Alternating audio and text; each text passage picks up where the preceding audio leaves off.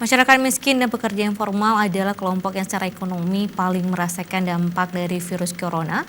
Berbagai pembatasan yang dilakukan pemerintah untuk menekan sebaran wabah ini telah berimbas kepada kegiatan ekonomi mereka. Mereka yang secara ekonomi terdampak langsung perlu mendapatkan bantuan dari pemerintah.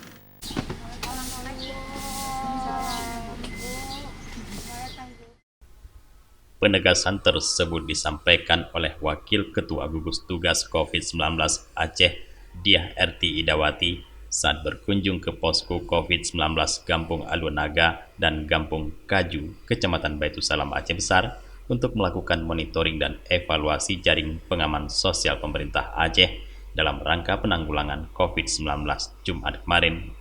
Erti Diah mengatakan, moneh pemberian bantuan pemerintah Aceh ini bertujuan untuk melihat efektivitas dan formulasi yang tepat terkait penyalurannya. Hal lain yang perlu menjadi perhatian adalah bagaimana bantuan ini benar tepat sasaran, bermanfaat dan tidak tumpang tindih dengan program bantuan lainnya.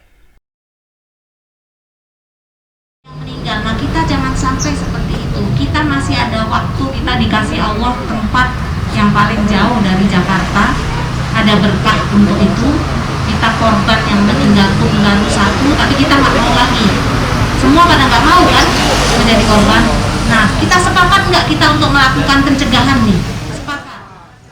Sementara itu, Gecik Gampung Alunaga Faisal dalam pemaparannya menjelaskan kesiapan gampungnya sebagai kampung siaga COVID-19, mulai dari pembatasan keramaian, sosialisasi penggunaan masker dan melakukan pendataan pendatang maupun warga yang baru pulang dari perantauan.